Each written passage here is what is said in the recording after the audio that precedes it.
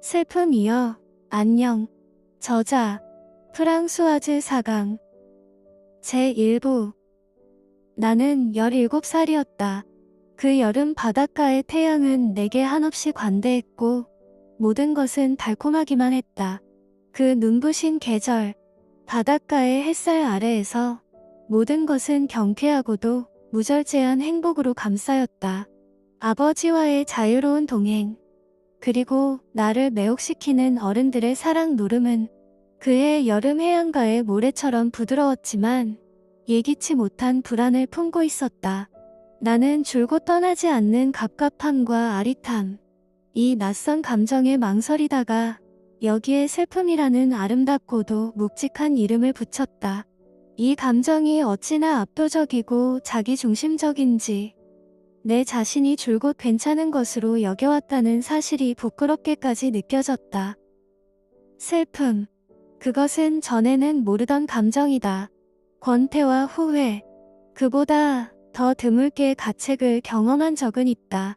하지만 오늘 무엇인가가 비단망처럼 보드랍고 미묘하게 나를 덮어 다른 사람들과 분리시켰다.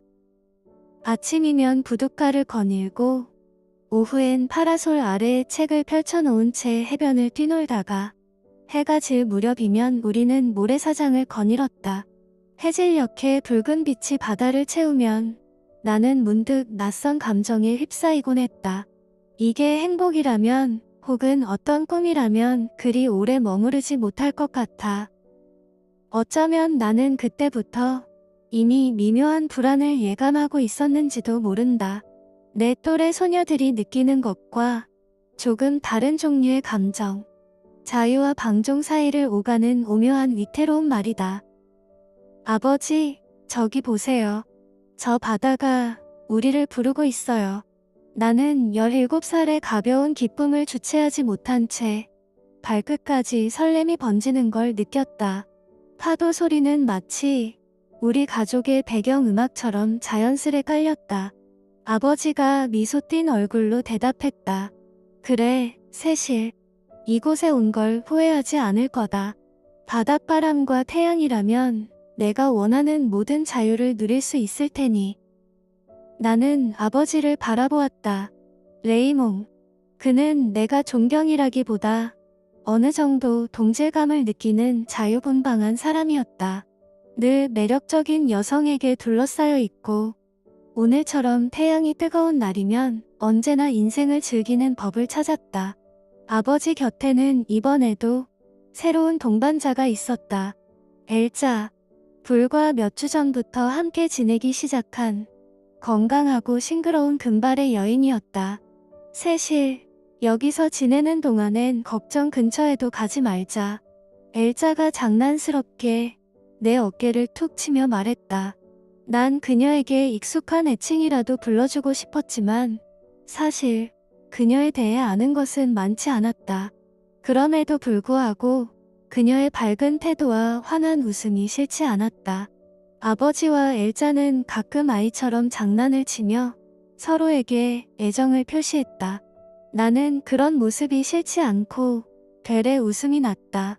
어머니가 일찍 떠난 이후 아버지는 다양한 여성들과 사귀었지만 나는 아버지를 부정적으로 받아들이기보다는 그저 내 곁에는 자유로운 바람처럼 쉽게 떠나고 돌아오는 아버지가 있지라고 생각했다. 그리고 나는 그 자유분방한 기질을 마음 깊숙이 닮아가고 있었다.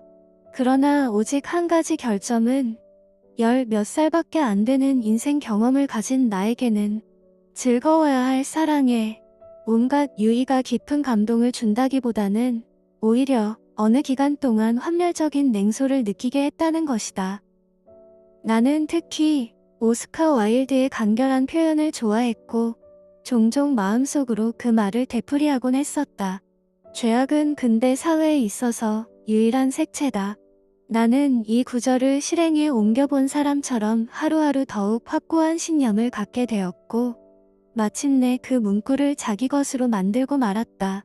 그러나 내 나이와 경험을 고려할 때 사랑은 충격적이기보다는 눈부신 것이어야 했다. 어느 날 저녁 아버지는 내게 은근히 말을 건넸다. 세실, 사실 내가 초대하고 싶은 사람이 한 명 더 있어. 오래된 친구인데 내가 싫어하지 않았으면 해. 나는 그가 언급하는 사람이 누군지 짐작했다. 아버지가 말하는 오래된 친구라면 아마도 안느. 세련되고 지적인 아버지에게는 사업적 조언자이자 때로는 정신적 동반자 같은 여인이었다. 또한 죽은 엄마의 친구이기도 했다. 나는 내심 그녀가 오면 이 무더운 바다 마을에 새로운 바람이 불어올 것만 같았다. 안느 이모가 오신다면 잘 지낼 수 있겠죠. 엘자는 어떨지 모르지만요. 내 목소리에는 장난기가 묻어났다. 아버지도 알아차리고 가볍게 웃었다. 뭐, 둘 다 어른이니까 잘 지내겠지. 하지만 긴장도 좀 될 거야. 안내는 너도 알다시피 결코 가벼운 여자는 아니니까. 엘자는 이 대화를 다 듣지는 못했지만 무언가 예감이라도 한 듯 내게 다가와 물었다. 세실, 아버지가 왜 그렇게 흐뭇하게 웃고 있니? 나는 웃음을 꾹 참고 말해주었다. 우리 집에 새 손님이 오실 거예요. 아마 아주 우아한 분일걸요. 엘자는 별다른 대꾸 대신 어깨를 으쓱하고 해변을 향해 뛰어갔다. 그 자유로운 몸짓에는 누가 오든 상관없다는 태도가 엿보였다. 그녀는 내게 아버지와 다를 바 없는 사람처럼 보였다. 한없이 자유롭고 순수한 쾌락을 갈망하는 존재. 그날 밤 아버지와 함께 창문을 열어놓고 달빛을 받으며 와인을 마셨다. 나는 무심코 혼잣말을 뱉었다. 정말 낙원에 온 기분이에요. 전 여기서 한없이 머무르고 싶어요. 아버지는 무언가 감상에 젖은 듯 내 머리를 쓰다듬으며 대답했다. 아직 어리면서 이미 인생의 달콤함을 훤히 들여다보는군. 그런데 세실, 달콤한 것의 뒤에는 늘 책임이 따라온다는 걸 잊지 말아야 해. 나는 그 말에 피식 웃었다. 책임이라니. 지금의 나에게 그런 것이 무슨 의미일까? 17살, 여름휴가 모래사장. 이 모든 것은 그저 가볍고 눈부시게만 느껴졌다.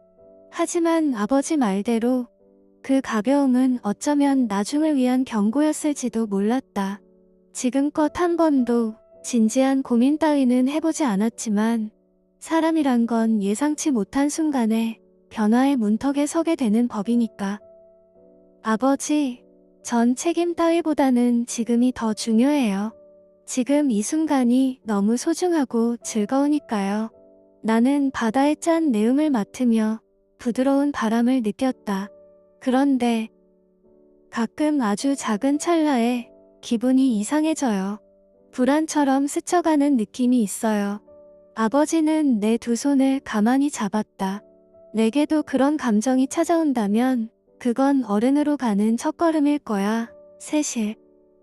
그렇게 시작된 여름이었다. 내게 모든 것을 허락해줄 것만 같았던 자유와 태양, 아버지의 끊임없는 애정, 그리고 엘자의 가벼운 웃음소리. 하지만 곧 새로운 인물이 등장할 것이고 그 사람은 이 달콤한 조화를 다소 복잡하게 만들지도 모른다. 나는 아무것도 확신할 수 없었다. 그저 이 여름의 끝자락에 지금 느끼는 이 즐거움이 순식간에 무너질지도 모른다는 막연한 느낌이 내 안에 존재하고 있었다. 그리고 언젠가 그 불안이 슬픔이란 이름으로 내게 다가올 거라는 예감이 살짝 피어올랐다. 나는 아침 햇살에 반쯤 감긴 눈을 뜨며 반가움보다는 어딘가 복잡한 마음을 느꼈다. 아버지, 안느 이모가 오늘 도착하시겠죠? 아버지 레이몽이 창가에서 고개를 돌렸다. 그래, 세실. 오늘 낮에 도착하실 거다. 안느를 잘 맞아줘야지. 아버지는 흡족한 듯이 말했지만 나는 그의 표정에 긴장 같은 것이 어렴풋이 깃들어 있다는 걸 놓치지 않았다. 엘자와는 전혀 다른 우아하고 지적인 안느가 이 집에 들어서면 우리만의 경쾌한 자유분방함이 어긋나지는 않을까 하는 예감이었다. 엘자는 거실 한복판에서 밀짚 모자를 돌리다가 내 시선을 느꼈는지 씩 웃었다. 세실, 안느 이모라니. 왠지 무척 점잖고 예의 바른 분 같은데 그렇지만 생각보다 재밌을지도 모르잖아. 나는 장난스러운 그녀의 목소리에 살짝 안심이 되었다. 엘자는 보기에 따라 철없다고도 할 수 있지만 그 쾌활함 덕에 이 집안이 늘 가볍고 환하게 빛났다. 그래, 벌써부터 걱정하는 건 쓸데없는 일이겠지. 한편 아버지는 나를 살짝 불러 다정하게 물었다.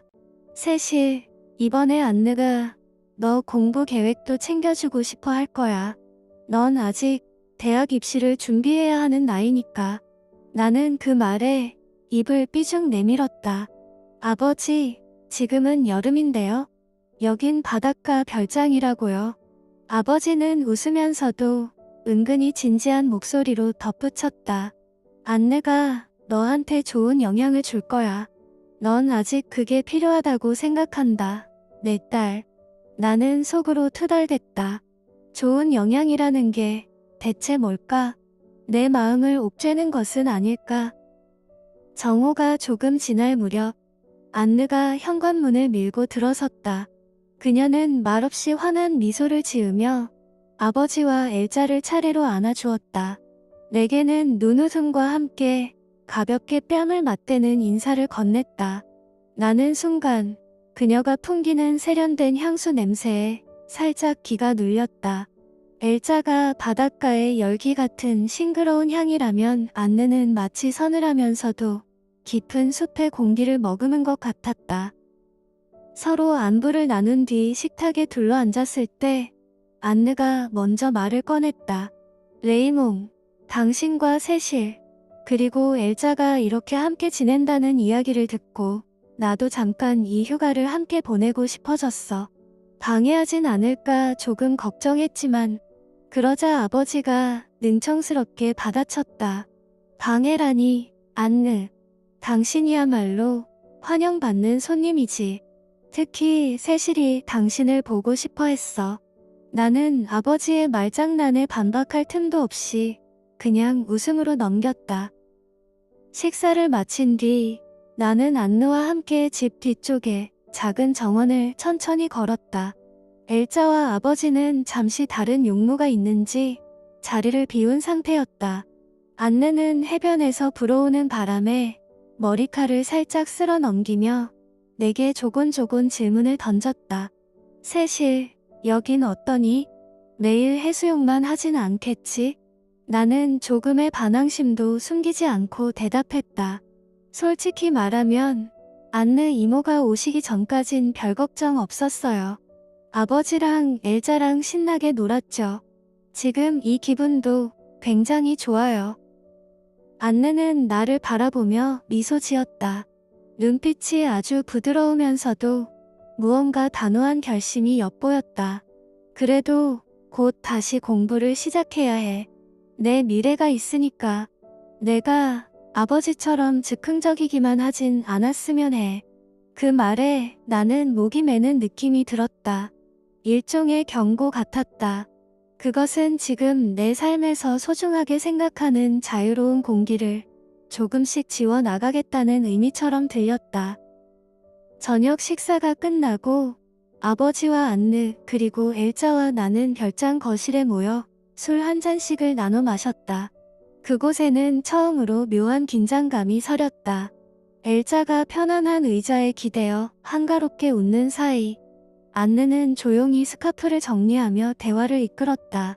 레이몽, 이곳에서 얼마나 더 지낼 생각이야? 한두 달은 될 거야. 세실도 방학 중이고 나도 이번엔 길게 쉬고 싶어서 말이지. 안느는 고개를 끄덕이면서도 무언가 생각에 잠긴 얼굴이었다. 나는 그 사이에 엘자와 시선이 마주쳤다. 그녀는 약간 지루해하는 듯했으나 어쩌면 불편함을 애써 감추는 표정일지도 몰랐다. 안느가 도착한 뒤 분명 이 집의 공기는 조금 달라졌다. 자칫하면 누구 하나가 다칠 수도 있겠다는 막연한 기시감이 내 안에 스며들었다. 밤이 깊어가자 아버지와 안내는 차 한 잔을 더 나누며 무슨 이야기를 조용히 주고받았다. 나는 괜히 심술이 나서 2층으로 올라가며 소리치듯 인사를 했다. 저 먼저 올라갈게요. 내일 날 밝으면 해변에나 나가야지. 엘자는 가볍게 손을 흔들었지만 안내는 내게 단호하게 말했다. 너무 늦게까지 자지 마, 세실. 우리 내일 아침에 같이 공부 계획을 좀 세워보자. 그 순간 나는 왠지 모를 분노와 두려움이 뒤섞인 감정을 느꼈다. 왜 내 삶에 간섭하고 싶어 하는 걸까? 아버지를 내 편에서 멀어지게 만들려는 건 아닐까? 의심이 어지러운 머릿속을 휩쓸었다. 방에 들어선 뒤 창문을 열어놓고 바닷가에서 들려오는 파도 소리를 가만히 들었다. 얼마 전까지만 해도 그 소리는 내게 순수한 해방감을 주었는데 이제는 괜스레 마음을 어지럽히는 듯했다. 다음 날 아침 나는 창가에 앉아 바깥 풍경을 내다보았다. 햇빛이 날카롭게 쏟아지는 해안 별장은 여전히 아름다웠지만 마음 한구석에서 불안과 조바심이 찰랑거렸다. 아버지, 안느가 오늘은 저를 내버려둘 것 같지가 않아요. 아버지 레이몽은 담담히 대답했다. 세실, 안느는 내게 호의를 갖고 있어. 다만 그 방법이 조금 엄격할 뿐이야. 그래도 안느를 너무 무서워하지는 말아라.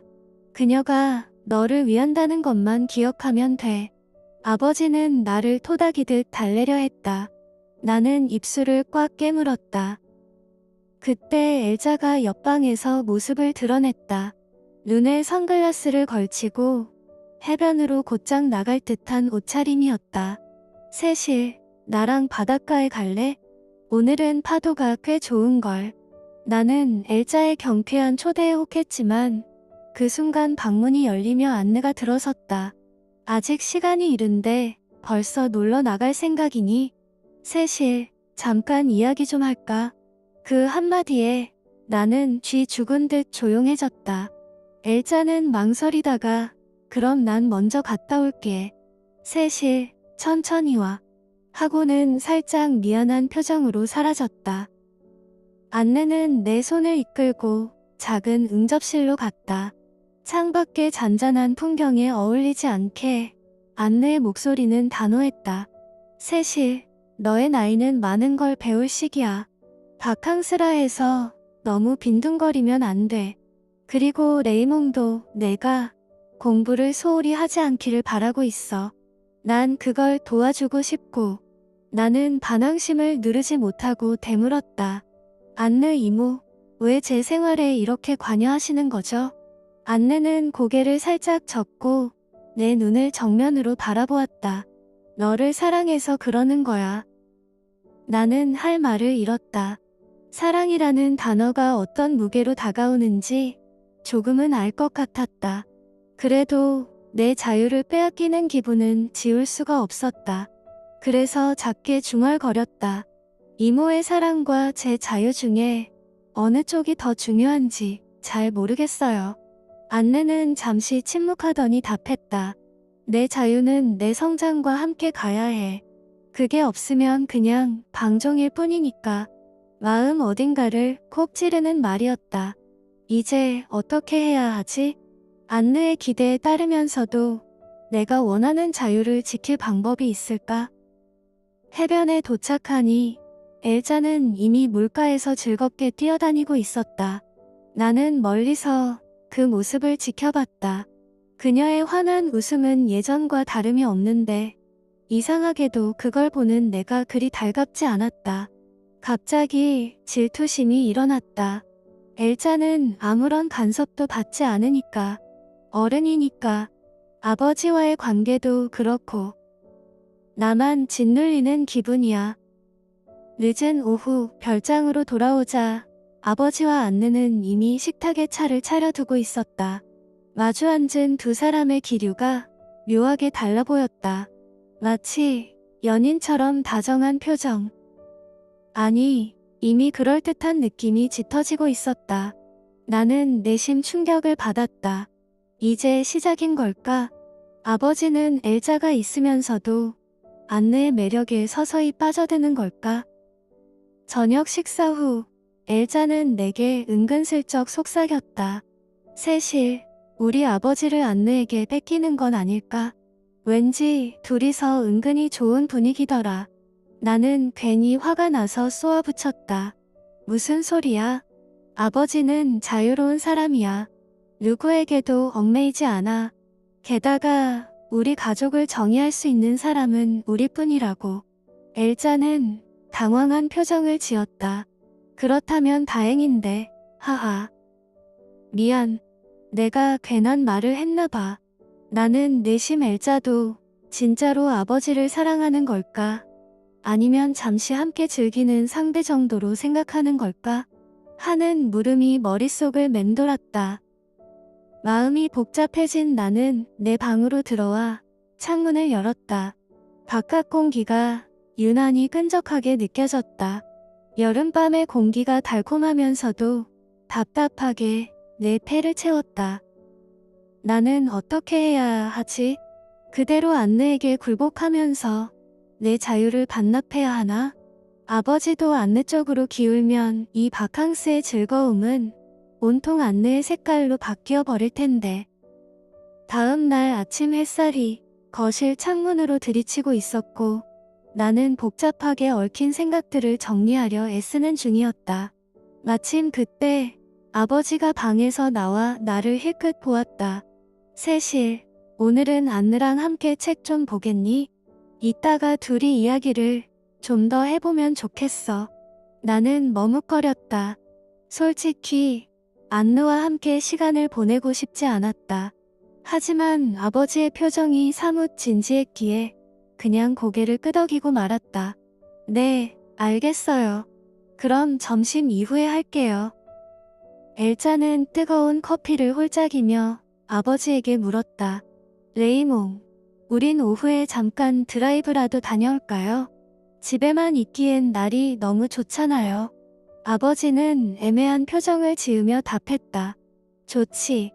그런데 안느에게도 물어보자. 요즘 그녀가 여유가 별로 없어 보여. 나는 머릿속으로 어째서 모든 일을 안느와 상의해야 하지? 라는 생각이 지나갔다. 점심 식사를 끝낸 뒤 안느가 주도해 작은 공부 모임을 시작했다. 그녀가 내 앞에 책과 필기구를 가지런히 펼쳐놓으며 말했다. 세실, 이미 방학이 한참 지났어. 이 상태로라면 새 학기가 시작됐을 때 내가 곤란해질 거야. 우리 천천히라도 좋으니 계획을 세워보자. 나는 책을 들추며 마지못해 대답했다. 네, 이모 말대로 하죠. 그런데 다들 함께 놀러 간다면서요? 안느는 여유로운 웃음을 지으며 말했다. 좀 이따 따라가도 늦지 않아. 우선 중요한 것부터 정리해두는 게 좋겠지. 1시간쯤 지났을까? 집중이 흐트러진 나는 창문 너머를 내다보았다. 저 멀리 해변으로 향하는 아버지와 엘자의 모습이 아른거렸다. 파도 소리와 해변의 자유로운 공기가 지금 내 책상 앞의 공기와 겹쳐지지 않는 듯 불편한 이질감이 뒤따랐다. 나는 무엇보다도 심심함과 변화가 없는 평온함을 두려워했다. 내적으로 평안하기 위해서는 아버지와 나에겐 외부 세계의 떠들썩함이 필요했던 것이다. 그러나 안느로서는 그것을 받아들일 수 없었을 것이다. 안느가 나를 바라보며 부드럽게 물었다. 왜 그래, 세실? 힘든가 보네. 잠깐 쉬고 올래? 나는 대꾸 대신 작게 한숨을 내쉬었다. 사실 공부가 싫은 것보다는 지금 이 시간이 안느의 철저한 통제하에 이뤄지고 있다는 사실이 견디기 힘들었다. 누군가가 나를 이끌어주고 있다는 느낌 대신 자유를 뺏긴 채 지시받고 있다고 느끼게 만드는 그녀의 태도, 그리고 아버지가 그걸 기쁘게 지켜보고 있다는 현실이 더 답답했다. 나는 그녀는 이치에 맞게 사는 고상한 사람이고 나는 다른 사람들의 의지에 의해서 동물과 같은 생활을 하는 가엾고 약한 존재라는 생각이 들었다. 나 자신이 몹시 천하게 여겨졌고 그것은 나로서는 견딜 수 없는 고통이었다. 왜냐하면 나는 아직 그런 상태에 익숙해지지 못했기 때문이다. 나는 옳고 그름에 대해 스스로 명확하게 판단을 해본 일이 거의 없었던 것이다. 그래도 이왕 시작한 거라 마무리까지는 해보자는 마음으로 책에 집중해 보려는데 갑자기 바깥에서 화한한 목소리가 들려왔다. 세실, 여기 있어요. 바로 옆 별장에 머물고 있다는 청년 시릴이 창문 너머로 얼굴을 내밀고 있었다. 그와 몇 번 인사를 나눈 적이 있지만 이렇게 직접 나를 부르러 온 건 처음이었다. 그는 라틴 민족 계통의 얼굴을 하고 있었다. 얼굴이 검고 개방적인, 그러면서도 무엇인가 균형이 잡혀 있고 상대방을 감싸주는 듯한 너그러움이 보였다. 그는 처음부터 내 마음에 들었다. 그때까지만 해도 나는 난폭하고 이기주의적인, 특히 자신들의 젊음에 취한 나머지 그 속에 숨겨진 자신들의 공허함에 대한 변명이나 비극의 테마를 애써 찾아내고자 하는 그런 대학생들을 혐오하고 있었다. 나는 그런 유치한 젊음을 발산하는 남자애들보다는 예의 있게 공손한 태도로 말을 걸어오는 나의 아버지나 마치 애인처럼 다정하게 구는 아버지의 친구들을 좋아했다. 그들은 정조라든가 사건의 중대함, 책임감 같은 것에 대해서는 고의적으로 외면하고 있었다. 그것들은 진정한 열매를 맺지 못하는 것이라고 설명하곤 했다. 나는 의미 없는 시간과의 단절, 그리고 일상적인 선량한 감정 같은 것들을 망각해 가고 있었다. 관념적으로 나는 저열하고 파렴치한 지옥을 향하고 있었던 것이다. 안느가 흥미롭다는 듯 물었다. 저 청년은 누구니? 나는 어색한 미소를 지으며 대답했다. 아, 옆집에 사는 대학생이에요. 가끔 해변에서 마주쳤죠. 시릴이 능청스러운 웃음과 함께 제안했다. 잠시 같이 보트 타볼래요? 오늘 오후에 작은 보트를 빌렸거든요. 나는 순간 혹했다. 그러나 안느는 시릴을 향해 정색을 하며 말했다. 세실이 지금 중요한 공부 중이라 어느 정도 마치고 나가야 할 것 같은데요. 시릴은 난처한 미소를 지었다. 아, 그럼 끝날 때쯤 알려줘요. 난 해변에 있으니까.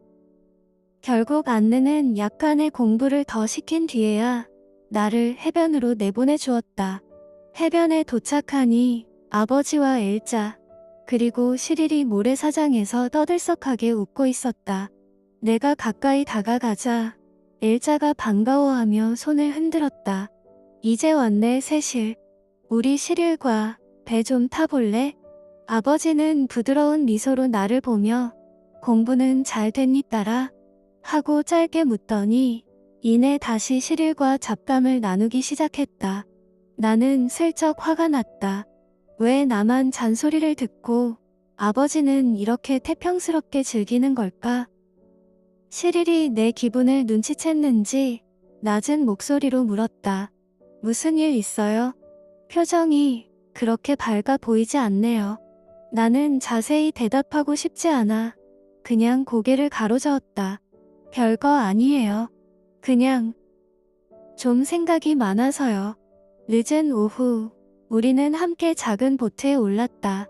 파도가 잔잔해 가볍게 노를 젓는 시릴의 모습이 평화로워 보였다.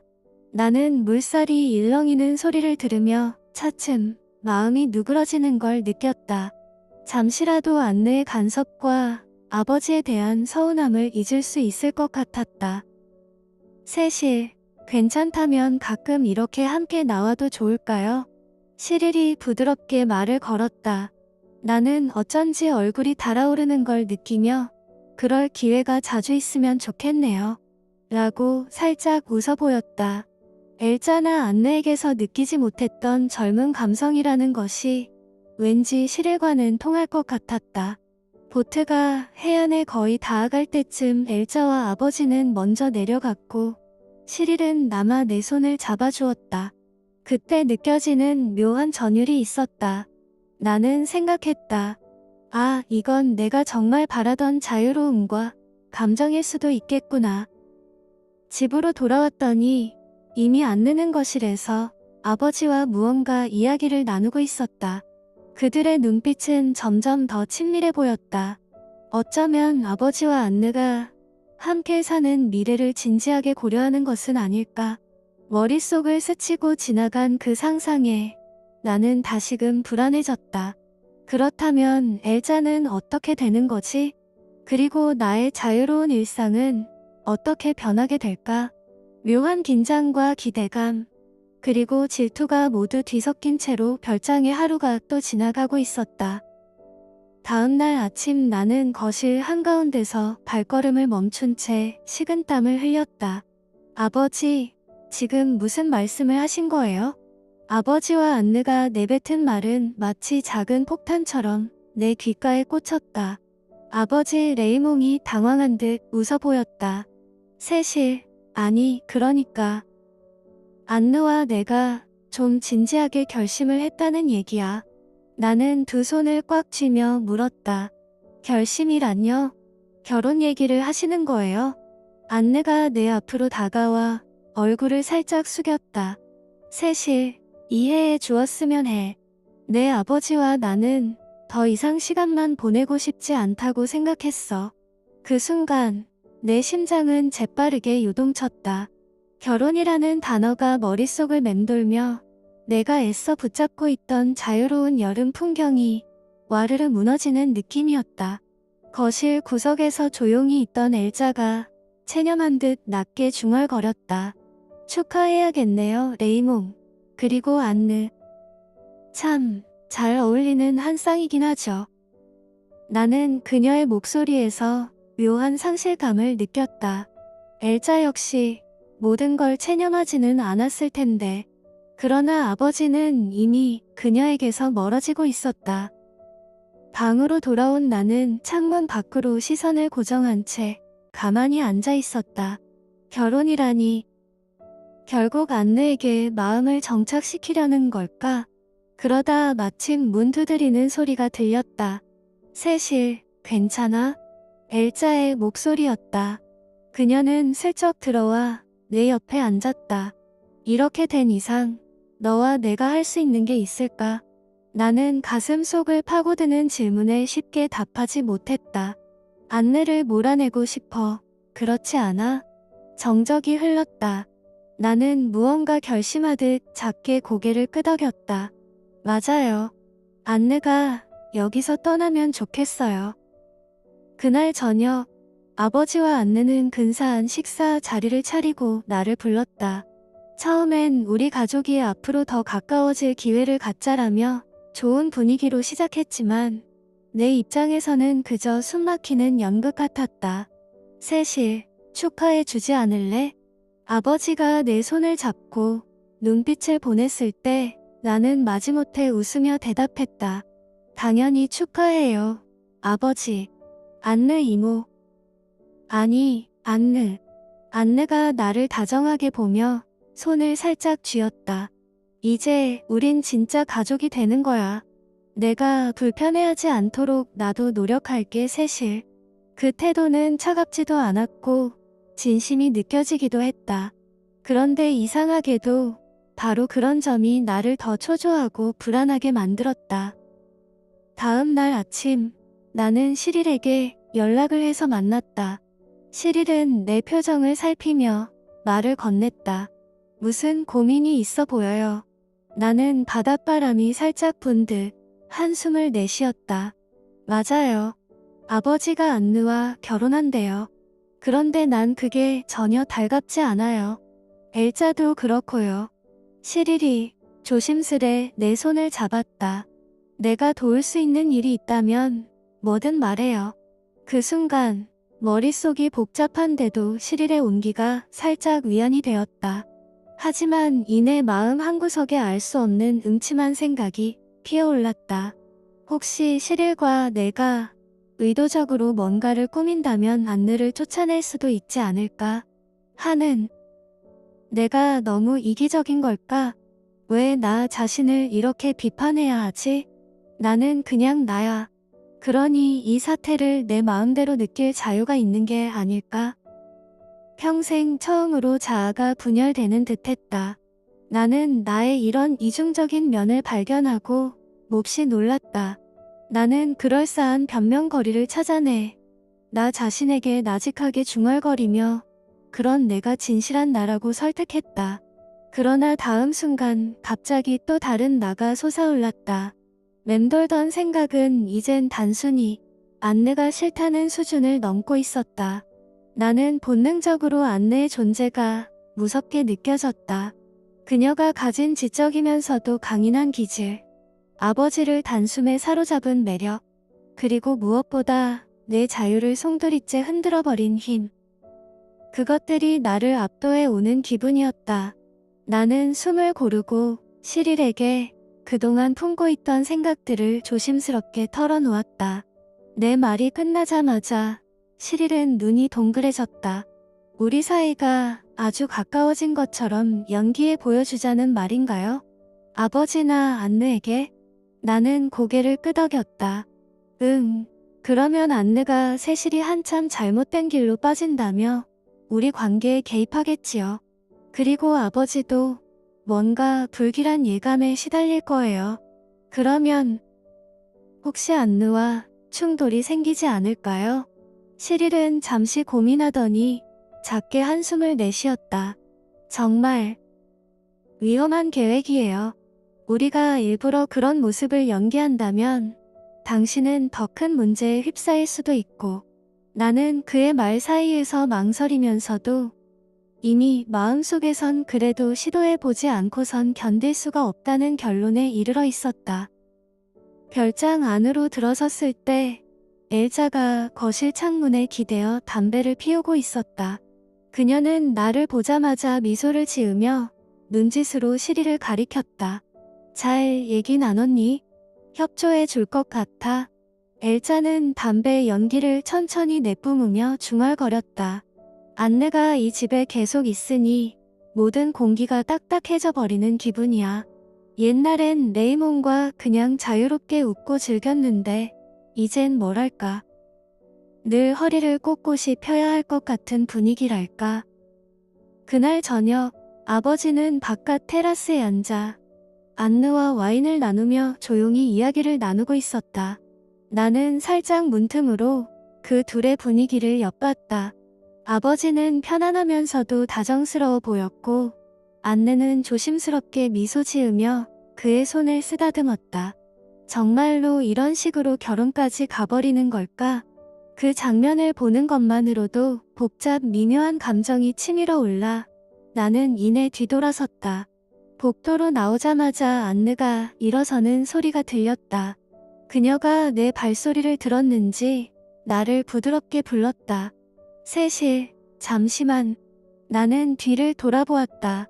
안느는 여전히 침착한 얼굴이었다. 우리 언제 한번 제대로 얘기를 해볼래? 난 내가 날 더 이상 적대감 없이 대해줬으면 좋겠어. 나는 순간 당황했다. 물론 저도 이모를 적대하고 싶은 마음은 없어요. 근데 여러 가지로 혼란스러워서. 안느는 가까이 다가와 내 손을 가볍게 쥐었다. 내 입장도 알아. 하지만 우린 이제 곧 가족이 될 거라는 거 잊지 말아줘.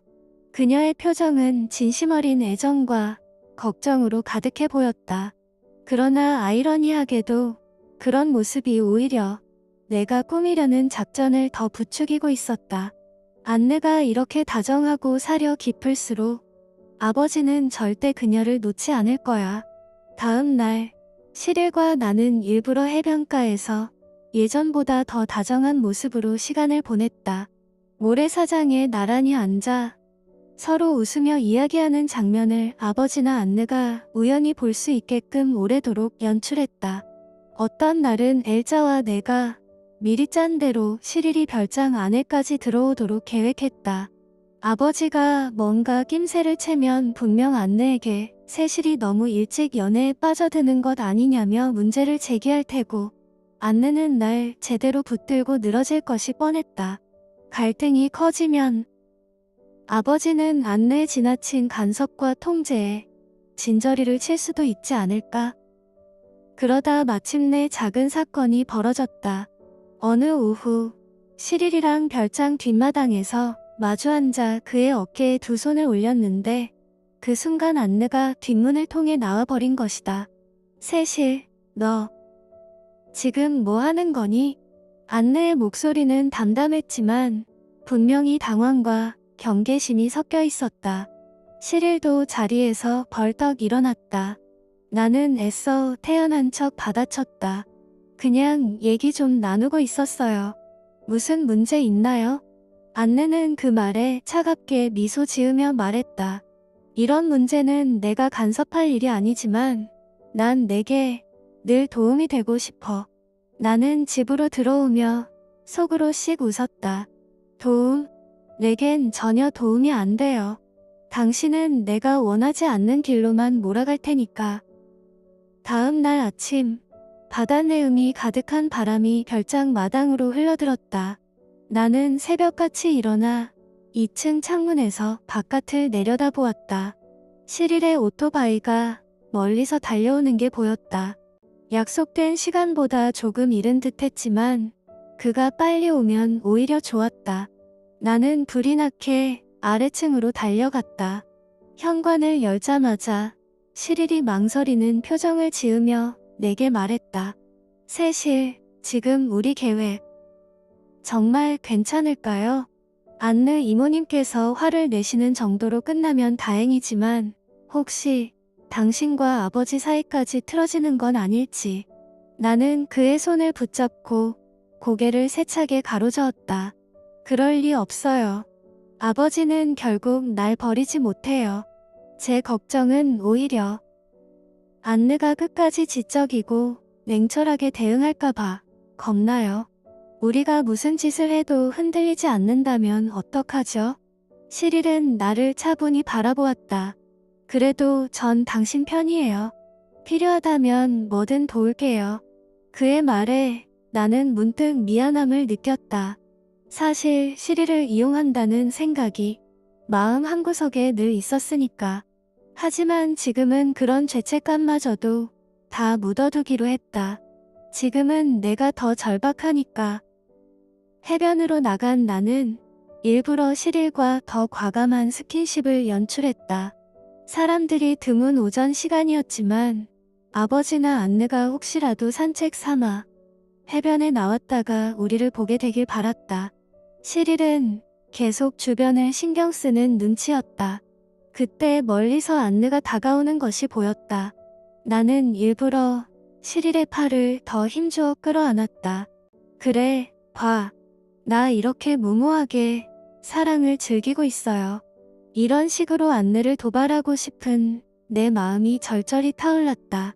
안느는 마치 애써 미소를 띠려는 듯 차분한 목소리로 말했다. 이른 아침부터 해변에 있었니? 건강해 보이는구나. 나는 코웃음이 나올 뻔했지만 최대한 싱글싱글 웃으며 대답했다. 네, 시릴이랑 바람 좀 쐬고 왔어요.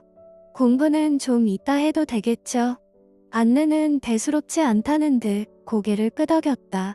그래, 내 마음이 편하다면 괜찮지. 대신 저녁 때는 나랑 할 얘기가 좀 있어. 그걸 잊지 말아줘. 늦은 오후, 나는 안느가 부른 자리에 나갔다. 거실에는 안느가 혼자 앉아 있었다. 세실, 시릴과의 관계가 요즘 급속도로 가까워진 것 같아. 혹시나 내게 좋지 않은 결과로 돌아오진 않을까 걱정돼. 그 말에 나는 일부러 반항적인 투로 대답했다. 아버지에게도 말했지만 난 내 나름의 방식으로 인생을 즐기고 싶어요. 안느 이모가 이런저런 잔소리를 해서 내가 바뀔 거라고 생각하진 않죠?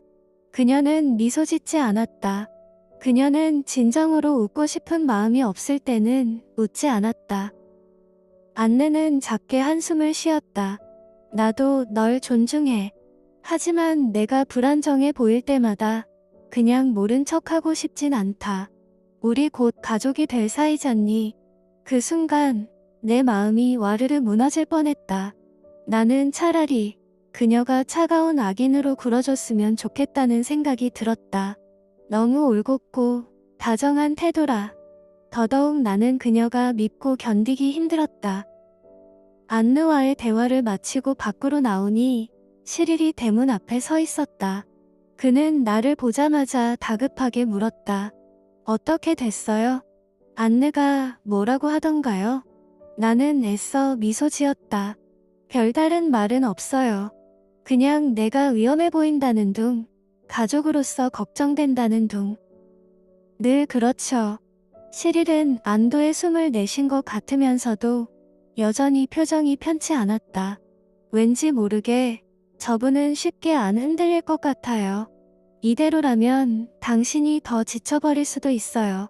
나는 시릴의 팔에 가볍게 몸을 기댔다. 그래도 계속해야죠. 어느 날 갑자기 안느의 인내심이 한계에 다다를 수도 있으니까. 다음 날도 시릴과 헤어지고 집으로 들어오는데 거실에서 안느가 조용히 나를 바라보며 물었다. 세실, 어디 갔다 오는 거야? 나는 마른 침을 삼켰다. 조금 전까지 시릴과 함께 해변가에서 일부러 다정스러운 모습을 연출하고 돌아오는 길이었다. 시릴이랑 잠깐 산책이요. 안느는 내 얼굴을 살피며 고개를 끄덕였다. 세실은 연애에 대해서 너무 단순하게만 생각하고 있어. 그건 따로 떨어진 감각의 연속이 아니야. 그것은 다른 것이야. 거기에는 끊임없는 애정, 다정함, 어떤 사람의 부재를 강렬하게 느끼는 것, 그리고 너는 아직 이해하지 못하는 여러 가지 일들이 내포되어 있지. 안느의 말을 들으면서 그동안의 나의 연애는 모두 그랬었다는 생각이 들었다. 어떤 얼굴이며 행동, 키스했을 때의 돌연한 감동. 그런 것들은 대부분 서로 아무 연관 없이 활짝 핀 순간에 불과한 것들이었다. 내가 가지고 있는 추억은 다만 이러한 것들 뿐이었다. 한편 엘자는 오후 내내 아버지와 대화를 거의 나누지 않고 있다가 저녁 식사 직전에야 툭 내뱉듯이 말했다. 레이몽, 당신 정말 안느랑 결혼이 확실해진다면 난 여기서 나가야겠죠.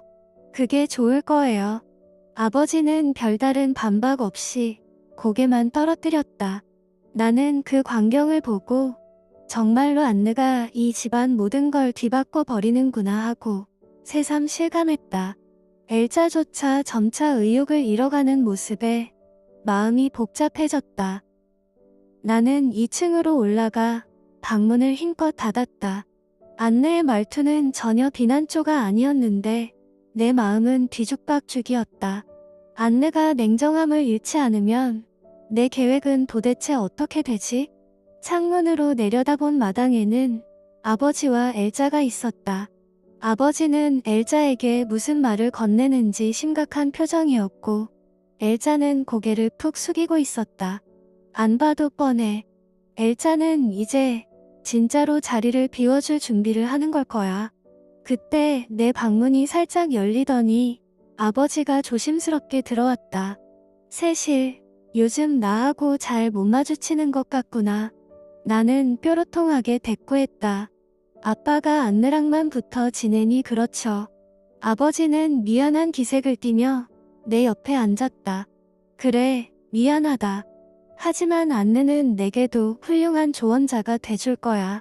나는 머리를 살짝 흔들었다. 아빠, 난 안느를 조언자로 맡고 싶지 않아요. 자유롭게 살던 내가 이젠 모든 걸 안느가 정해주는 대로 따라야 할까봐 무섭다고요. 아버지는 나를 달래듯 손을 얹었다. 안느가 너를 옥죄려는 게 아니야. 결혼 얘기를 해서 널 놀라게 한 건 알지만 우리 모두 같이 잘 지낼 수 있다면 좋잖아. 그러자 내 안에서 갑자기 화가 치밀어 올랐다. 그렇게 간단히 말할 일이 아니란 걸 왜 모르는 거야? 그러다가 곧 저녁 식사 시간이 됐고 식탁에는 묘한 긴장감이 번졌다. 안느가 차분하게 식사를 주도했지만 엘자는 거의 말이 없었다. 아버지는 분위기를 풀어보려 농담을 했으나 대화는 공허하게 흘렀다. 식사가 끝날 즈음 엘자가 조용히 일어나며 말했다. 미안해요. 난 먼저 들어가 쉴게요. 아버지가 붙잡으려 했지만 엘자는 고개를 젓고 방으로 들어가 버렸다. 안느가 아버지에게 시선을 주었다. 조금 시간을 주는 게 좋겠어요. 엘자도 여러모로 힘들겠죠. 나는 이 장면을 보고 생각했다. 저렇게 서로 이해해주는 태도야말로 안느가 갖는 무서운 매력이야. 사람을 몰아세우지 않고 거리를 두며 기다리는 자세. 그것이 결국 상대를 더 무력하게 만들지 않을까. 다음 날, 나는 시릴과 함께 한 번 더 큰 사건을 만들기로 결심했다. 바닷가 작은 나루터 근처에서 일부러 다정한 포즈를 취하고 서로 포옹하는 장면을 다른 이들이 보도록 연출하고자 했다. 쑥스러웠지만 지금 상황에선 뭐든 해야만 했다. 우리가 모래사장에 서서 나룻배를 배경 삼아 서로를 끌어안고 있을 때 저 멀리서 아버지와 안느가 동행해 걸어오는 것이 보였다. 시릴이 내 귀에 살짝 속삭였다. 정말 이렇게까지 해야 해요?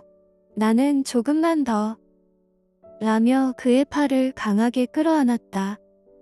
얼마 지나지 않아 아버지와 안느가 우리를 발견했다. 아버지의 표정이 일순 강하게 일그러지는 것이 느껴졌다. 안느 역시 놀란 기색이었다. 아버지는 황급히 다가와 외쳤다. 세실, 너 지금 무슨 짓이야? 나는 일부러 애써 순진무구한 척. 아빠, 저 이제 어른이에요. 사랑 정도는 할 수 있잖아요. 라고 말해버렸다. 아버지의 얼굴은 붉어졌고 안느는 그를 달래려고 애쓰는 듯 보였다. 레이몽, 진정해요. 세실이 아직 정체성을 찾아가는 과정일 뿐이에요. 아버지는 화를 가라앉히지 못하고 시리를 노려보았다. 너, 이 녀석. 세실한테 함부로 다가가는 거 아냐? 시릴이 움찔하며 뒤로 물러섰다. 이미 상황은 한껏 격해지고 있었다. 그런데도 안느는 최대한 침착함을 유지했다. 시릴, 세실, 일단 집으로 가자. 이런 식으로 다투면 서로에게 좋지 않아. 그녀의 목소리는 나직했지만 이상하게 강한 설득력을 지녔다. 나는 내심 또 이렇게 무난히 수습되어 버리면 어떻게 하지? 하는 조급함에 사로잡혔다. 결국 우리는 별장 거실로 돌아왔고 그곳에서 아버지와 안느가 시릴과 나를 마주보며 앉았다. 아버지가 먼저 입을 열었다. 세실, 넌 아직 미성년자야. 그걸 인정해. 나는 아버지의 냉정함에 반발심이 솟아올랐다. 아빠는 내가 17살인 걸 모르세요? 요즘 같은 시대에 17이면 벌써 사랑의 행위도 할 수 있어요. 아버지가 분노를 억누르려 애쓰는 표정으로 내뱉었다. 이런 식으로 함부로 굴면 문제가 생긴다고. 안타깝게도 안느는 끝까지 감정을 터뜨리지 않았다. 세실, 내 마음을 존중하지만 이건 너무 급격한 변화야. 앞으로 내 인생에 해가 될 수 있다고. 나는 속으로 망연자실했다. 대체 언제쯤 이 사람이 한계를 드러낼까? 그날 오후 엘자가 내 방문을 두드렸다. 그녀의 표정은 지쳐 보이면서도 결심이 선 듯한 느낌이었다. 세실, 나 내일 이 집을 떠나기로 했어. 엘자는 헛웃음을 지었다. 레이몽은 이미 마음이 안느 쪽으로 완전히 가 있잖아. 내가 남아있어 봤자 뭐가 달라지겠어? 나는 엘자를 붙잡고 싶었지만 동시에 아버지, 안느와의 삼각관계 안에서 엘자가 받은 상처가 얼마나 클지 생각하니 섣불리 말릴 수도 없었다. 엘자, 미안해요. 나 때문에 이 사단이 난 것 같아서. 엘자는 내 어깨를 툭 치며 고개를 저었다. 아니야, 너만의 문제는 아니었어. 레이몽이 늘 그렇게 살아왔으니. 다음 날 아침, 엘자는 계획대로 별장을 떠났다. 아버지는 야속해하면서도 어떻게 붙잡아야 할지 몰랐는지 점잖게 작별 인사를 건네고 말았다. 안느는 의아해하면서도 속으로는 안도하는 듯 보였다. 내가 볼 때 그녀의 눈빛엔 이제 우리 셋만 있으면 모든 게 안정되겠지라는 바람이 담겨 있었다. 그러나 엘자가 떠난 뒤로 오히려 상황은 더 예민해졌다. 나는 마치 승리가 코앞인데도 마지막 한 방이 부족한 기분이었다. 시릴과 나는 전보다 더 대담하게 행동했고 때때로 별장 안으로 함께 들어와 대놓고 지난 분위기를 자아내곤 했다. 어느 날 저녁, 안느는 더는 참지 못했는지 아버지와 심각한 대화를 나누었다. 마침 내가 2층 계단에 숨어 있어서 그들의 목소리를 엿들을 수 있었다. 레이몽, 세실이 요즘 상태가 너무 위험하다고 생각하지 않아요? 시릴과 함께 행동하는 걸 보면 아무래도 정상적인 교제라고 보긴 어려워요. 나도 알지만 예전엔 세실이 이렇게까지 막무가내는 아니었는데 대체 왜 이러는 건지. 제가 이미 여러 번 대화를 시도해 봤어요. 하지만 갈수록 저를 밀어내려 해요. 가족이 될 텐데 이대로면 서로 상처만 남기게 될 거예요. 안느, 결혼은 조금 미뤄야 할 수도 있을 것 같아. 세실이 안정되도록 시간을 더 줘야 해. 이 대화에 나는 가슴이 쿵쿵 뛰었다. 결혼을 미룬다니 아버지로부터 그런 말이 나왔다는 것만으로 내 계획이 성공할 조짐인 듯도 보였다.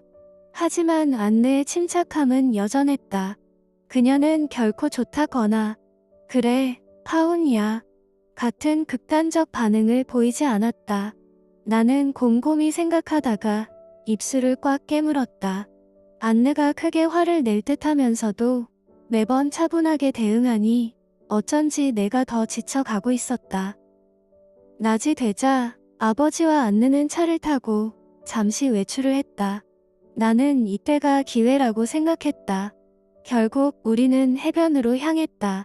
백사장에는 여름을 즐기는 사람들이 제법 많았다. 나는 시릴의 팔짱을 끼고 일부러 큰 소리로 웃거나 물장구를 치며 시릴에게 달려들었다. 몇몇 사람들이 쑥스러운 시선으로 우리를 바라볼 정도였다. 그래, 다들 보라지. 소문이 잘 퍼져서 안느 귀에 들어가면 어쩌면. 하지만 마음속 깊은 곳에서는 이런 연기 같은 행동에 스스로 혐오감이 들기도 했다. 집에 돌아오니 아버지는 잔뜩 언짢은 얼굴이었지만 안느가 애써 그를 제지하려는 듯 손을 뻗었다. 저녁 식탁에서 더 이상 참지 못한 아버지가 마침내 폭발하고 말았다. 세실, 난 도저히 이해가 안 돼. 시릴과 그렇게 공개적으로 떠들썩하게 지내는 게 내겐 아무런 문제도 없어 보이니? 나는 이미 모든 걸 감수하기로 마음먹은 상태라 대담하게 받아쳤다. 아빠야말로 제 걱정은 안 하고 안느와 결혼 이야기만 하고 있잖아요. 제가 어떻게 느끼는지 생각해 본 적 있어요? 내가 널 아끼는 마음을 의심하는 거야? 아끼는 마음이 있다면 왜 안느가 모든 걸 통제하도록 내버려둬요? 전 제가 선택할 자유가 있고 그걸 즐길 권리도 있다고요. 이때 안느가 끼어들며 말했다. 세실, 나를 그렇게 독재자처럼 몰아붙이는 건 옳지 않아. 난 내가 상처받길 원하지 않을 뿐이야. 나는 속으로 비웃으며 말했다. 결국엔 절 어린애 취급하려고 하잖아요. 아직도 내가 아버지께 매달려야만 하는 유약한 존재라고 생각하시죠? 아버지는 부글부글 끓는 듯 했지만 안느가 그의 팔을 잡고 달래자 결국 참아냈다. 오히려 안느가 차분히 내게 제안했다. 그렇다면 내일 저녁에 셋이서 제대로 이야기를 해보자. 감정에 치우치지 않고 이 문제를 정리해 봐야 할 것 같아. 나는 종일 가슴이 벌렁거렸다. 시릴과도 몇 마디 나눴지만 그는 너무 무리한 작전은 피하자며 나를 만류하려 했다. 그러나 난 이미 돌이킬 수 없는 곳에 와 있었다. 다음 날 저녁이 되어 별장 응접실에 아버지와 안느 그리고 내가 마주 앉았다. 안느는 식탁 위에 서류 몇 장을 펼쳐놓았다. 이건 우리 결혼식을 위한 준비 서류들이야. 레이몬과 난 일정만 확정되면 절차를 밟으려고 했어. 그런데 내가 지금처럼 혼란스러운 상태라면 차마 결혼 날짜를 정할 수 없겠지. 아버지는 괜히 기침을 하며 말했다. 세실, 너한테 부담 주고 싶진 않았지만 이 문제를 피해서는 안 될 것 같다. 나는 과장되게 시큰둥한 표정을 지었다. 결혼이야 아버지 맘대로 하시면 되죠. 제가 방해할 권리는 없다고 생각해요. 그 순간 안내의 목소리가 낮게 울렸다. 하지만 내가 결혼 이후에도 가족으로 함께 살아간다면 이 상태로는 서로를 망칠 뿐이야. 내 방식대로의 자유를 원한다면 다른 길을 찾는 건 어떨까? 나는 순간 아연실색하고 말았다. 안내가 저런 제안을 할 줄이야. 혹시 내가 이 집을 떠나라는 얘기인가? 하는 생각도 들었다. 아버지는 당황하며 안내를 바라보았다. 안내, 지금 무슨 소리를 하는 거야? 안내는 단호하게 대답했다. 이 아이가 원하는 게 내 간섭에서 벗어나는 거라면 그렇게 해주는 게 답이 아닐까 싶어. 나를 배척하느라 이토록 괴로워한다면 차라리 내 쪽이 물러나는 편이 나을 수도 있고. 나는 무언가가 크게 흔들리는 걸 느꼈다. 안내가 내 기대와 달리 스스로 떠난다고 말한다면 나는 지금껏 바라던 걸 이룰 수 있을까? 그런데 왜 마음이 이토록 복잡해지지? 다음 날 안내가 복도로 나왔을 때 나는 그녀에게 다가서며 떨리는 목소리로 물었다. 안느 이모, 어젯밤 말씀하신 건 진심이었어요? 정말 아버지를 두고 갈 수도 있냐고요. 안내는 내 눈을 깊이 바라봤다. 나는 내가 행복하길 원해. 내가 이 집에 적응 못하고 계속 몸부림친다면 내 결혼이 무슨 의미가 있을까 싶어져서. 나는 입술을 깨물었다. 그럼 이모는 아버지를 안 사랑한다는 건가요? 안느가 슬픈 미소를 지었다. 아니, 사랑해. 그래서 더 고민돼. 사랑하는 사람의 딸이 날 이렇게 배척하는데 그걸 억지로 안고 갈 수 있을까? 내가 너무 이기적인 건 아닐까? 이 대화를 엿듣고 있었는지 아버지가 발걸음을 옮겨 우리 곁에 섰다. 안느, 당신은 이기적이지 않아. 내가 이 상황을 수습하지 못했으니 책임은 나한테 있지. 안내는 아버지를 바라보며 부드럽게 중얼거렸다. 레이몽, 우린 함께 미래를 꾸리고 싶었지만 아이가 아직 우리 관계를 받아들이기엔 버거운가 봐.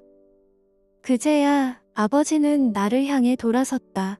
세실, 그래도 한 번만 더 솔직하게 말해줘. 너 정말 우리의 결혼이 싫은 거니? 나는 뜨거운 무언가가 목구멍까지 올라오는 걸 느꼈다. 그간의 반발심과 질투, 불안이 한꺼번에 치밀어 오르는 듯했다. 아빠, 전 그냥 안느가 아니 그 누구도 절 통제하지 못했으면 했어요. 근데 안느가 들어온 뒤로 모든 게 달라졌어요. 무조건 공부를 해야 하고 어른스럽게 굴어야 하고 제 맘대로의 자유는 사라진 기분이에요. 그러나 아버지의 표정은 한층 어두워졌다. 그렇다고 내가 이렇게 자포자기식으로 굴면 넌 더 망가지지 않겠니? 안느는 차분히 끼어들었다. 내가 내 자유를 빼앗고 싶었던 건 아니야. 다만 널 진심으로 아낀다는 마음이 간섭처럼 느껴진 거라면 내가 사과할게. 그녀의 침착하고도 따뜻한 말이 오히려 나를 더 혼란케 했다. 차라리 차갑게 나를 몰아붙였다면 내 방어 기제가 작동했을 텐데. 장대하게 내리쪼이던 여름 해가 저물 즈음 해변 별장 안에는 묘한 긴장감이 감돌곤 했다. 나는 그 낯선 기운에 자꾸만 고개를 돌렸지만 결국 피할 수 없는 시선처럼 어느 순간에는 다시금 온 신경이 그 공기 속으로 빨려 들어가고 말았다. 그리고 그 한가운데에는 안느가 있었다. 지금까지 아버지의 여자들은 대부분 한결같았다. 가벼운 유의를 즐기거나 내게 쓸데없이 애정 어린 시선을 던지는 부류였다고 할까.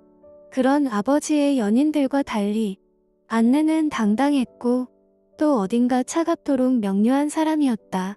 평온한 일상 속 나태를 허락하지 않았고 말 한마디에도 기품과 예리한 통찰이 서려 있었다.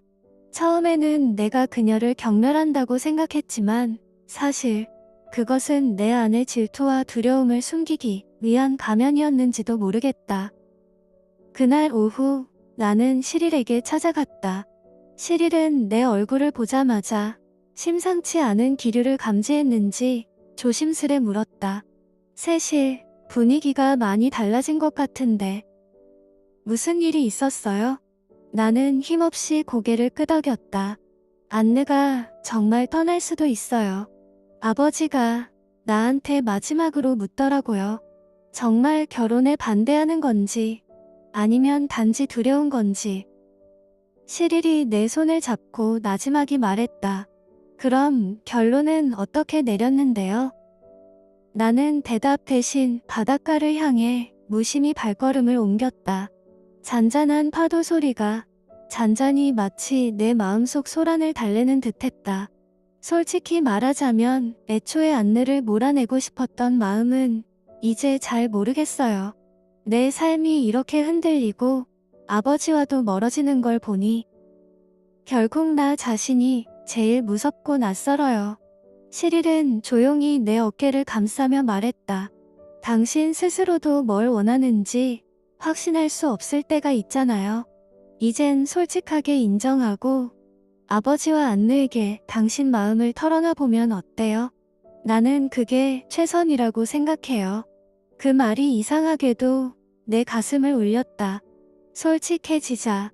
이제는 거짓 전술이나 계량 말고 솔직함으로 부딪혀야 할 때인가?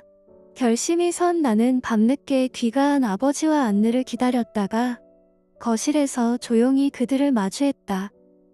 아빠, 안느 이모. 이제 제 마음을 솔직하게 말씀드릴게요. 이 모든 상황이 이렇게 커질 줄은 몰랐어요. 시릴과도 일부러 더 가까워졌고 일부는 제 호기심이었지만 절반 이상은 안느 이모를 자극해서 쫓아내려 했던 거예요. 지금 와서 보니 다 어리석은 짓이었죠. 아버지는 입술을 꼭 다물고 듣고 있었고 안느는 담담한 표정이었지만 눈물이 약간 고인 듯한 눈으로 말했다. 그래, 세실. 내 마음이 얼마나 불안했는지 이젠 알겠어. 나는 마지막으로 외치듯 말했다. 결혼을 하든 안 하든 이젠 저를 미워하지 않았으면 좋겠어요. 그리고 제게도 다시 기회를 주세요. 이제부턴 정말 제 감정과 행동을 책임지고 싶어요. 안느가 고요하게 대화를 이어받았다. 나 역시 너를 이해하지 못한 부분이 많았어. 널 돕는다는 마음이었는데 오히려 내 자유를 빼앗는 듯한 기분을 줬다면 그건 내 잘못일 거야. 나는 잠시 머뭇거렸다. 이 순간이야말로 사실 진짜 속마음을 확인할 마지막 기회 같았다. 안느 이모, 떠나지 말아주세요. 사실 저는 아빠와 이모가 이 집에서 행복하게 지내는 모습을 이제는 두려워하지 않아요. 아버지와 안느가 동시에 놀란 표정을 지었다. 아버지는 조심스럽게 물었다. 그럼 너는 우리 결혼을 반대하지 않겠다는 뜻이니? 나는 차분하게 고개를 끄덕였다.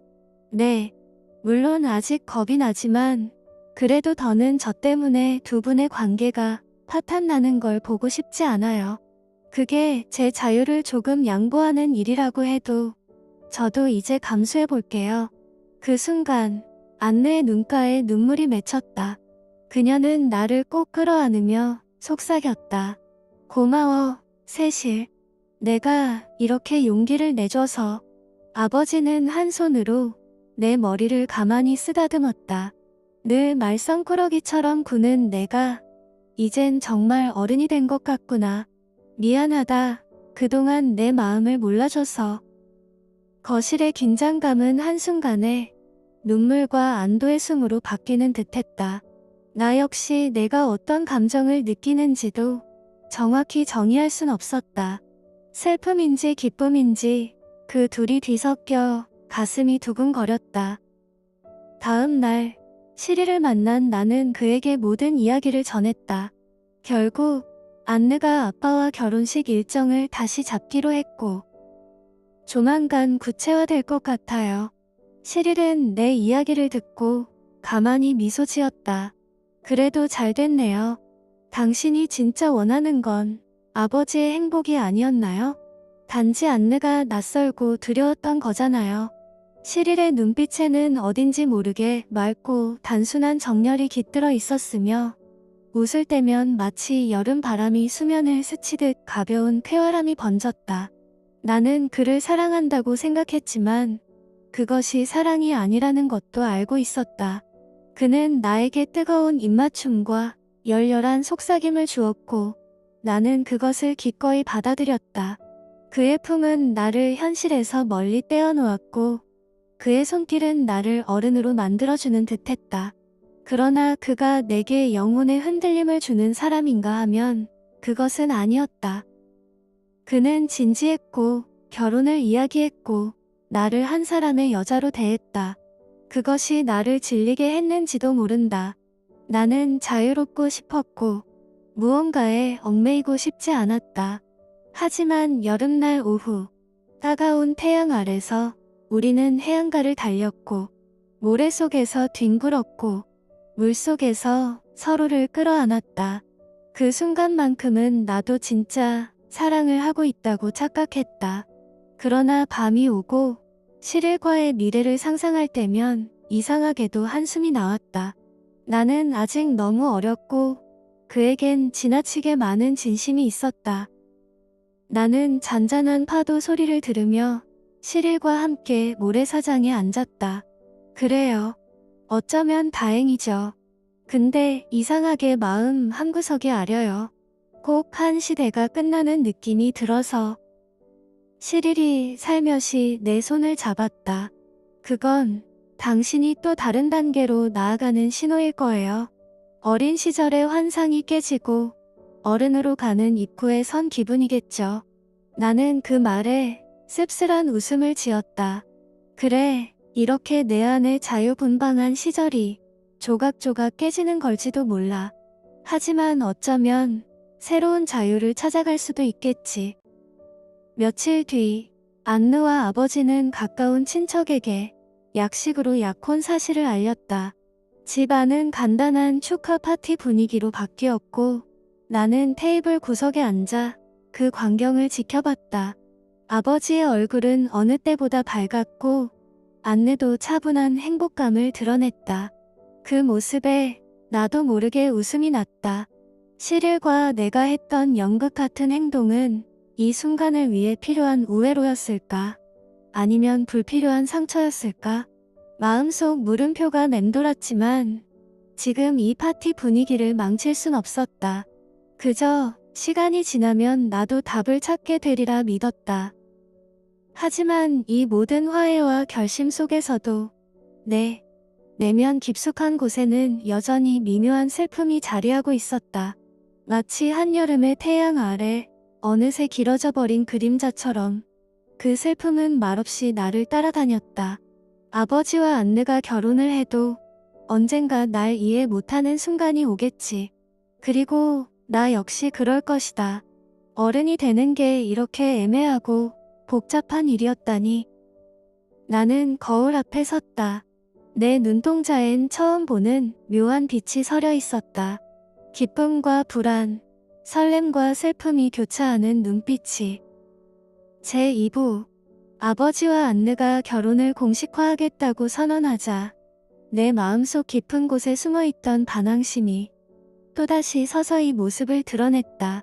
가볍게 쌓인 모래성을 발로 무너뜨리듯 나는 아주 작은 일부터 안느의 권위를 흔들고 싶었다.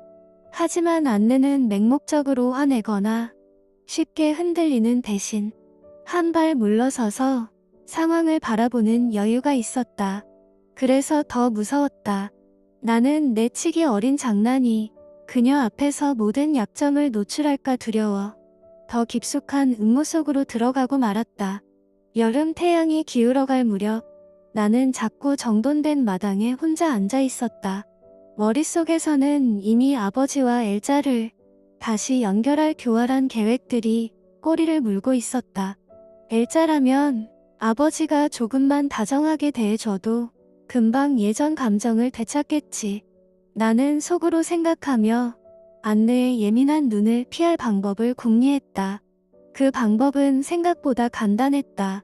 안내가 내게만 신경 쓰도록 만들고 레이몬과 엘자는 자연스럽게 둘만의 공간을 갖게 해주는 것이었다. 아버지와 엘자가 다시 불붙으면 안내는 그 둘을 감당하느라 나에게 더는 신경 쓰지 못하겠지. 생각이 여기까지 미치자 입가에 잔잔한 미소가 번졌다. 나는 아버지의 욕망이 아버지를 괴롭혀서 스스로 과실을 범하도록 하고 싶었던 것이다. 우리들을 둘러싸고 있는 과거의 생활에 대한 안느의 경멸. 아버지와 나에겐 행복했던 것에 대한 안느의 아니한 비웃음을 참을 수가 없었다. 놓고 간 짐을 찾으러 별장에 들른 엘자에게 나는 교묘히 부추겼다. 엘자, 당신을 기다렸어요. 안느와 맞서 싸울 만한 사람은 당신뿐이에요. 아버지는 아직도 당신을 잊지 못하고 있어요. 나는 내 자신이 냉혹하리만큼 교활하다는 것을 느끼는 동시에 나 자신에게 내재해 있던 자기 혐오의 감정 위에 다시금 일종의 자부심과 합리화된 이성이 그리고 고독한 감정까지 가해진 것을 느꼈다. 이 음모가 예상치 못한 결과를 부를지 모른다는 예감이 어깨에 스쳤으나 그런 예감 따위는 지금 중요치 않았다. 나는 속으로 기도했다. 모든 게 내 계획대로 흘러가길. 제발. 나는 시릴과 엘자를 거짓 연인으로 위장시켜 아버지의 질투심을 유발시키기로 했다. 내 말에 귀를 기울이는 그들을 보며 나는 우쭐한 기분을 느꼈다. 내가 이 연극의 감독이고 언제든 이 연극을 멈출 수 있어. 시릴과 엘자는 계획대로 그들 앞에 나타나 연인 연기를 했고 아버지와 안느는 그 둘을 보며 충격을 받는 것 같았다. 지금의 결과가 본인들 때문에 발생한 것이라고 생각했던 것이다. 이후에도 시릴과 엘자는 계속해서 연인 연기를 하며 그들 앞에 나타났고 마침내 나와 둘이 있던 어느 날 아버지는 내게 경로하며 소리쳤다. 난 엘자를 사랑하지 않아. 하지만 어쨌든 무심할 수는 없잖아. 나는 그러니까 저 여자와 함께 살았었던 사람이야. 더 이상 참기가 힘들다. 나는 아버지마저 손쉽게 조종할 수 있다는 사실에 오히려 겁이 났다. 안느는 처음에는 아무 말도 하지 않았다. 그녀는 여전히 우아하고 침착한 태도를 유지하려 했고 겉으로는 모든 것이 정상인 듯 행동했다. 하지만 나는 안느의 눈빛이 이전과 달라졌다는 것을, 작은 제스처 하나에도 미세한 떨림이 있다는 것을 알아차렸다. 식사 자리에서 레이몽이 엘자에게 농담을 던질 때 안느는 잔을 든 손을 한순간 멈추었고 웃음소리가 들릴 때마다 입가에 힘을 주었다. 그녀는 자주 해변을 걸으며 혼자 생각에 잠겼다. 낮게 찢어진 하늘을 바라보다가 문득 시선을 돌려 별장 쪽을 보면 테라스에서 다정하게 이야기를 나누는 레이몬과 엘자의 모습이 보였다. 그러면 그녀는 조용히 고개를 돌려 아무 일도 없다는 듯 발걸음을 옮겼다. 그러나 어느 날 안느는 결국 참지 못하고 레이몽에게 단호하게 말했다. 당신이 진정으로 원하는 게 뭔지 알고 싶어요. 그녀의 목소리는 흔들리지 않았지만 그 안에는 싸늘한 경고가 배어 있었다. 나는 순간 숨을 멈추었다. 레이몽은 웃으며 넘기려 했으나 안느의 눈빛이 예상보다 강경했다. 난 그냥 편하게 지내고 싶을 뿐이야, 안느. 그럴 필요 없잖아. 그럴 필요 없다고요? 그녀는 천천히 자리에서 일어났다. 당신은 여전히 당신 자신이 젊고 자유롭다고 생각하나 봐요. 하지만 당신 곁에 있는 사람들이 상처받고 있다는 건 전혀 신경 쓰지 않죠. 레이몽이 변명하려 하자 안느는 한숨을 쉬었다. 그리고 조용히 말을 이었다. 나는 당신을 사랑해요, 레이몽. 하지만 나를 웃음거리로 만들지는 말아요. 그녀의 목소리는 낮았고 감정을 억누르고 있었지만 그 아래에는 깊은 상처와 실망이 스며들어 있었다. 그녀는 자리를 떠났고 그 순간 레이몽은 처음으로 안느를 잃을지도 모른다는 생각을 했다. 나는 그 모습을 지켜보며 자신이 만든 균열이 생각보다 깊어졌음을 느꼈다. 그날 밤 별장 아는 여름 바닷가의 하루를 마감하며 은은한 열기와 함께 고요가 찾아들었다. 창문 너머에서 들려오는 파도 소리는 눅눅한 공기를 달래주듯 규칙적으로 이어졌다. 나는 방문을 살짝 열어둔 채 벽에 기대어 서 있었다. 밖에서 엘자가 레이몬과 우연히 마주칠 장면을 상상하는 것만으로도 가슴이 두근거렸다. 나는 이 작은 계략이 시작되면 엘자와 레이몽은 서로에게 끌린 나머지 자연스럽게 옛날처럼 밀착해 갈 거라고 확신했다. 안느가 엄격함과 이성으로 무장했지만 결국 사랑의 감정 앞에서 이성이 무너질 때가 있다는 사실을 나는 믿고 있었다. 비로소 나는 야릇한 쾌락을 배웠다. 한 인간의 내부 속에 들어가 그 사람의 자아를 흔들어 깨우고 그 인간을 밝은 햇빛 아래로 끌어내어 그곳에서 상대방의 급소를 찔러 고통을 맛보게 하는 쾌락을. 마치 손가락으로 조심스럽게 방아쇠를 당기려는 긴장된 순간처럼 나는 누군가를 찾아내려 하고 있었다. 안느는 본능적으로 무언가 잘못되었음을 느꼈다. 별장 안은 고요했지만 바깥 어딘가에서 희미한 목소리가 들려왔다. 가벼운 웃음소리, 낮은 속삭임. 그녀는 창가에 서서 커튼을 살짝 젖혔다. 달빛이 정원을 비추고 있었다. 그 순간 그녀의 시선이 멈췄다. 레이몬과 엘자가 있었다. 그들은 별장 테라스 아래 작은 정원에서 나란히 앉아 있었다. 레이몽은 엘자의 손목을 가볍게 쥐었고 엘자는 고개를 돌려 그를 바라보고 있었다. 너무나 친밀한 거리였다. 너무나 익숙한 장면이었다. 안느의 몸이 굳어졌다. 숨을 쉬는 것조차 잊은 듯했다. 레이몽이 엘자의 얼굴을 어루만지는 것이 보였다. 엘자는 한순간 머뭇거리는 듯했지만 이내 부드럽게 그의 손길을 받아들였다. 안느는 자신이 눈을 돌려야 한다는 것을 알았다.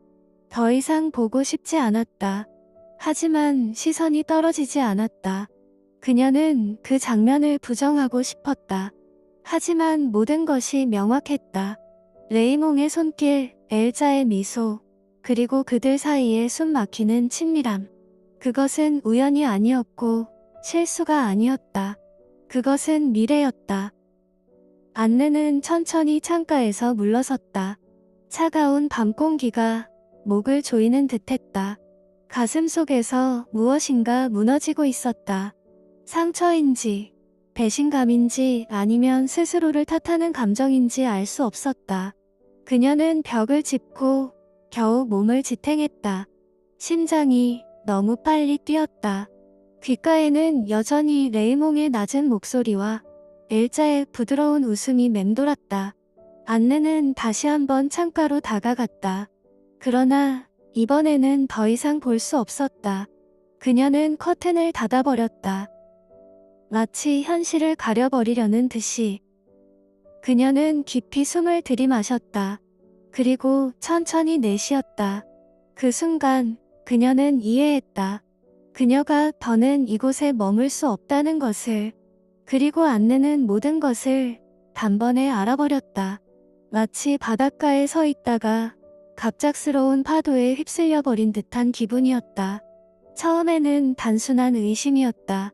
레이몬과 엘자가 다시 가까워지는 모습이 불길하게 느껴졌고 내가 그 곁에서 너무도 태연하게 행동하는 것이 석연치 않았다. 하지만 그 모든 조각들이 하나로 맞춰지는 순간 안내는 깊은 배신감을 느꼈다. 그녀는 조용히 나를 불렀다. 밤이었다. 별장에는 희미한 조명이 켜져 있었고 창밖에서는 파도 소리가 낮게 속삭이고 있었다. 나는 어쩐지 불길한 예감을 느끼며 다가갔다. 안내는 창가에 서 있었다. 등을 돌린 채 가늘고 단단한 목소리로 말했다. 그렇군. 내가 꾸민 일이었네. 내 심장이 순간 쿵 내려앉았다. 그러나 나는 애써 태연한 척했다. 무슨 말인지 모르겠어요. 안느가 천천히 돌아섰다. 그녀의 표정은 평소처럼 차분했지만 눈빛은 차가웠다. 레이몬과 엘자, 그리고 내가 조종하고 있었지. 나는 그 눈빛에서 더는 감출 수 없음을 깨달았다. 나는 입을 열었다가 닫았다. 도망치고 싶었지만 안느의 시선은 나를 묶어두었다. 안느는 한 걸음 다가왔다. 이제 이해가 돼. 왜 그렇게 나를 따르는 척했는지. 너는 우리를 가지고 놀았어. 나는 억지 미소를 지으려 했지만 안느의 목소리는 점점 날카로워졌다. 너는 단순한 장난처럼 생각했겠지. 하지만 나는 장난이 아니야. 내게도 내 감정이 있고 내 인생이 있어. 나는 아무 말도 하지 못했다. 처음으로 내 행동이 돌이킬 수 없는 결과를 초래했음을 알았다. 지금까지의 장난이 더는 장난이 아니라는 것을. 안느는 한참 동안 나를 바라보다가 천천히 시선을 돌렸다. 그리고 조용히 방을 나갔다. 그녀가 남긴 것은 정적과 내 가슴 속에 퍼져가는 차가운 두려움뿐이었다. 자신의 행동만이 자기 자신을 판단하게 되리라. 나는 사람들이 흔히 말하는 양심의 가책이라는 것과 흡사한 것을 느끼게 되었고 그에 반항하기 위해 온갖 쓸데없는 사소한 행동에서조차 구원을 얻으려 했다. 가령 담배에 불을 붙인다든가 레코드를 튼다든가 남자친구들에게 전화를 한다든가 하는 식으로 말이다. 하지만 내 불완전한 생각과 경박한 성향에 맞서 싸우는 대신 오히려 그것들에 의지해야 한다는 것이 마음에 들지 않았다. 나는 그렇게 의지할 것이 있다는 사실에 기쁘기는커녕 그 존재조차 인정하고 싶지 않았다. 마음속 불안이 쌓여가던 어느 날 저녁, 안느는 가볍게 짐을 챙겨 밖으로 나가겠다고 했다. 곧 돌아올 거야 라고 말했지만 그 말조차 공중에 흩어져 버리는 공허한 메아리처럼 들렸다.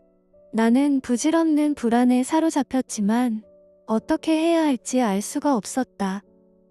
아버지는 잠시 당혹스러워했으나 자신이 펼친 가벼운 연애 게임의 후폭풍이 이토록 거세질 줄은 예상하지 못한 듯했다. 안느가 차에 오르던 순간의 표정은 아직도 생생하다. 얼핏 보기에는 흐트러짐 없는 미소처럼 보였지만 어딘가 고독한 비애가 서려 있는 것 같았다. 아마 그녀가 지켜온 자존심을 마지막까지 놓지 않으려는 몸부림이었는지도 모르겠다. 진실로 이지적이면서 아름답다는 것, 그리고 정성을 다하여 애정을 기울인다는 사실을 빼놓고는 안느는 아무런 교태도 부리지 않았다. 굴곡이 심한 해안도로로 차가 달려나가던 소리는 꽤 오래 귓가에 맴돌았다. 그리고 몇 시간 뒤 안느의 차가 사고를 당했다는 전갈이 전해졌다. 너무나 단순하고 무정한 한 줄짜리 소식이 나와 아버지의 모든 즐거움과 자유를 통째로 무너뜨리는 굉음이 되었다. 나는 그제야 내 치기 어린 짓이 어떤 결과를 불러왔는지 비로소 깨달았다. 하지만 이미 너무 늦었다. 안느가 세상을 떠난 후 별장은 고요하고 무겁게 가라앉았다. 우리는 서로를 탓하지 않았다. 아버지는 어둑한 방 안에 앉아 담배를 피우고 있었고 나는 끝내 눈물 한 방울 흘리지 못한 채 어정쩡한 침묵 속에 갇혀 있었다. 마음이 텅 빈 것 같았다. 그리고 동시에 결코 되돌릴 수 없는 일을 저질렀다는 죄책감이 그 텅 빈 공간을 모래처럼 서서히 채워갔다. 안내의 죽음은 우연이었을까? 혹은 그녀가 의도적으로 선택한 것일까? 나는 이 질문을 끊임없이 곱씹었다. 안내가 떠나기 전 마지막 순간 그녀의 얼굴을 떠올리려 해도 이제는 또렷하게 떠오르지 않았다. 오직 가느다란 실루엣과 창백한 표정, 그리고 어딘가 고독했던 그녀의 뒷모습만이 머릿속에 남아있었다. 레이몽은 겉으로는 평소와 다름없었다. 아니, 적어도 그렇게 보이려 했다. 그는 여전히 바다를 바라보며 낮잠을 자고 칵테일을 마시고 가끔 농담을 던졌다. 하지만 그가 진정으로 이전과 같은 상태일 리 없었다. 어떤 밤에는 한참 동안 창밖을 바라보다가 아무 말 없이 담배만 태웠다. 나는 레이몽의 이런 모습을 보고서야 처음으로 그가 늙었다고 느꼈다. 아니, 단순히 나이를 먹은 것이 아니라 무언가를 잃어버린 사람의 모습이었다. 어느 날 아버지는 짧게 말했다. 우리는 파리로 돌아가야겠지. 나는 고개를 끄덕였다. 그래야 했다. 이곳에는 너무 많은 잔상이 남아있었다. 따가운 햇볕, 바닷바람, 그리고 안내의 마지막 흔적들. 더는 이곳에 머물 이유가 없었다. 우리는 별장을 정리하고 파리로 돌아왔다. 그리고 놀랍게도 우리의 삶은 점점 예전처럼 흘러가기 시작했다. 레이몽은 다시 여자들과 어울렸고 나 역시 다시 파리의 밤을 즐기고 가벼운 연애를 이어갔다. 사람들은 우리에게 올여름은 어땠어? 라고 물었고 우리는 마치 별다른 일이 없었던 것처럼 가벼운 미소를 지었다. 그러나 우리의 일상 속에는 보이지 않는 균열이 있었다. 가끔씩 나는 내 방에서 혼자 있을 때 문득 바닷가에서 보았던 안내의 모습이 떠오르곤 했다. 그녀는 조용히 책을 읽으며 앉아 있었고 태양 아래서 반짝이던 그녀의 눈빛이 아직도 생생했다. 그럴 때면 나는 가슴 한쪽이 저릿해지는 것을 느꼈다. 아버지도 마찬가지였다. 그는 여전히 웃고 여전히 여자를 유혹했지만 가끔씩 공허한 표정을 지을 때가 있었다. 나는 그런 순간마다 둘 사이에 건너뛸 수 없는 거대한 침묵이 자리 잡고 있다는 걸 느꼈다. 어느 날 밤 나는 내 자신에게 솔직하게 말했다. 나는 행복하다. 아니, 나는 행복해야 한다. 그러나 창밖을 바라보는 나의 눈빛에는 더 이상 예전의 순수한 쾌락이 없었다. 나는 그렇게 스스로를 속이며 한동안 더 살아가야 했다. 안느라는 이름은 내게 어른스러운 질서와 규율이 아니라 더없이 쉽게 부서져 버리는 인간의 자존과 슬픔을 상징하는 단어가 되고 말았다. 결국 나는 마침내 슬픔에게 진정으로 안녕을 건네야 했다. 나는 두 눈을 감은 채 이름을 불러 그것을 맞으며 인사를 건넨다. 슬픔이여, 안녕.